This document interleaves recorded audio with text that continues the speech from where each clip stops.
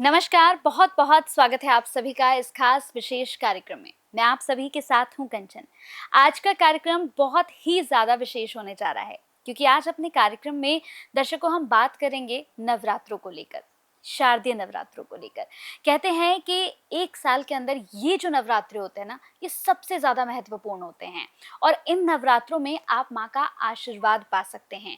आपकी जो भी मनोकामनाएं हैं, आपके दिल में जो कुछ भी है, बस माता रानी से मांग लीजिए क्योंकि इन 9 दिनों में अगर आपने श्रद्धा से, भाव से माता रानी की पूजा अर्चना की या फिर अपने भाव माता रानी को दिखा दिया ना, तो माता रानी आपकी सभी मनोकामना पूर्ण करती है। तो आज भी इस खास कार्यक्रम में हम बहुत सारे सवालों पर बात करने वाले हैं। हम बात करेंगे ये नवरात्रे आपको क्या कुछ देकर जा रहे हैं, माता रानी आपको कैसे आशीर्वाद देंगी और कैसे आप माता रानी को प्रसन्न कर सकते हैं। तो चलिए इस कार्यक्रम को शुरू करते हैं। मेरे साथ जो खास मेहमान है, आज उन्हीं से सवालों के हम जवाब लेंगे। मेरे साथ जानी मानी एस्ट्रोलॉजर जीतू जी हैं। बहुत बहुत स्वागत है मैम आपका। कैसी हैं आप? बिल्कुल अच्छी हूँ, धन्यवाद और जय माता दी। जय माता दी। तो अब हम यहाँ पर आपसे बहुत इंपॉर्टेंट चीज पूछने जा रहे हैं मैम, क्योंकि ये 9 दिन जो हैं, अब जितने भी दर्शक इस कार्यक्रम को देख रहे हैं, अब वो यही सोच रहे होंगे कि बस अब आप ये और बता दें कि 9 दिनों में हमें माता रानी को कैसे प्रसन्न करना है, क्या उन्हें भोग लगाना है और हम ऐसा क्या माँ से मांगे कि माँ अपना आशीर्वाद हमें दे दे। माँ कात्यायनी को क्या प्रसाद चढ़ाया जाए मैम, और क्या हम माँ कात्यायनी से ऐसा मांग लें कि माँ कात्यायनी जो है बहुत प्रसन्न होकर अपने भक्तों को दे दे। देखिए, सबसे पहले इम्पोर्टेंट है कि माँ कात्यायनी जो है ऋषि कात्यायन की पुत्री है।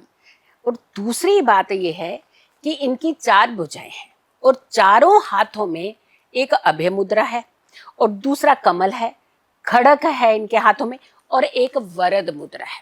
देखिए, इन चीजों का जो सीधा संबंध हमारे जीवन के अंदर कहाँ आता है?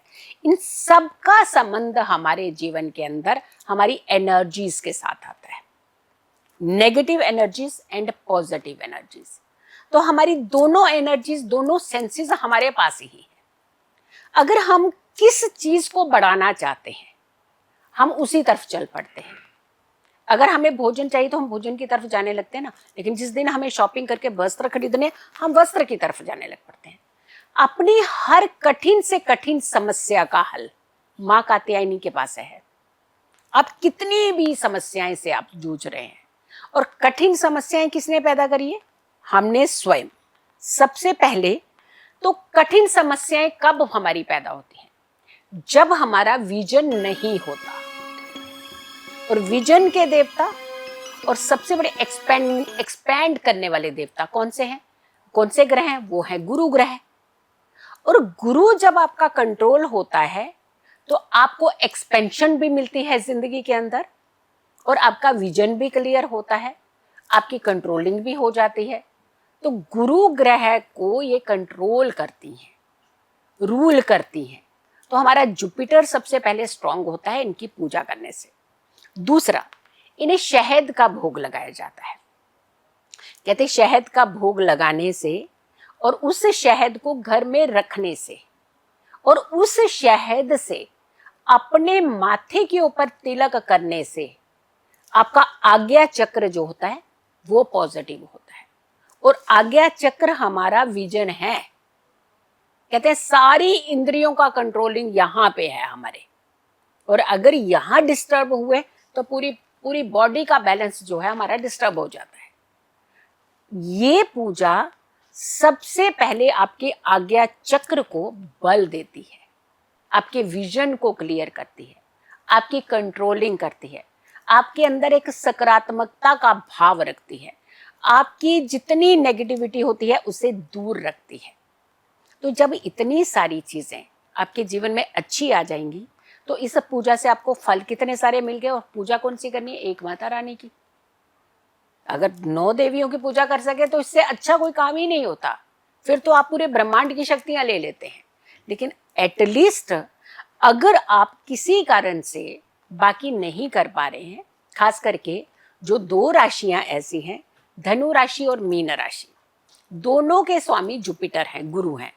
इन्हें तो खास करके इस देवी की पूजा तो करनी ही करनी चाहिए। माँ कात्यायनी की स्मरण भी करना चाहिए, ध्यान भी करना चाहिए, अपने आज्ञा चक्र को बल देना चाहिए। ये सब चीजें तो आपको करनी चाहिए, क्योंकि दृढ़ संकल्प जब हम लेते हैं क्योंकि ये दृढ़ संकल्प की देवी है। जब हम दृढ़ संकल्प लेते हैं तो हम कोई भी कार्य कर लेते हैं।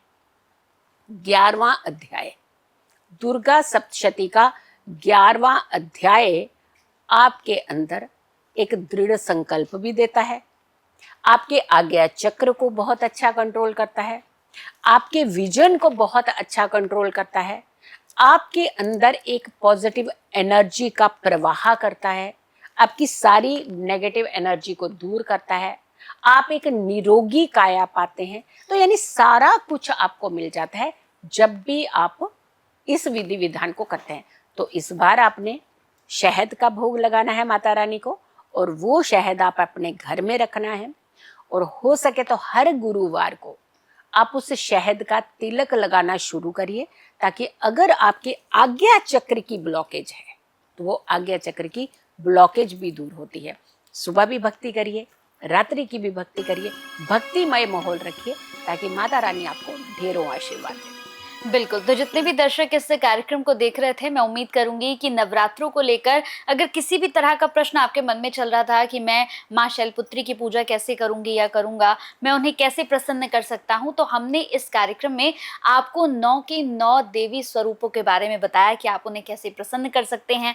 मैम ने हमें खास तौर से बताया कि आपको सप्तशती का कौन सा पाठ करना है। देखिए, ये आपको कोई नहीं बताएगा कि आप सप्तशती का कौन सा पाठ करें, और आप यहीं पर कंफ्यूज हो जाते हैं क्योंकि आपके पास समय उतना होता नहीं है। फिर आप सोचते हैं कि मैं पहला अध्याय करूं, दूसरा करूं, या फिर मैं अब चौथा करूं या ना करूं। तो मैम ने यहाँ पर बहुत अच्छे से आपको समझाया है कि आपको किस दिन कौन सा अध्याय करना है, कैसे आपको भोग लगाना है, कैसे माता रानी को प्रसन्न करना है। तो इस पूरे कार्यक्रम को बाकी लोगों के साथ शेयर भी जरूर कीजिएगा, क्योंकि कहते हैं ना कि अगर माता रानी के समक्ष आपने कोई ऐसा कार्य कर दिया जो माता रानी को अच्छा लग गया, तो आपको पुण्य खुद ब खुद वो दे देती हैं। बहुत बहुत धन्यवाद मैम, आपने अपना बहुत कीमती समय दिया और बहुत अच्छा कार्यक्रम हमने किया जो लोगों के बहुत काम आने वाला है। बहुत बहुत धन्यवाद। जय माता दी। जय माता दी।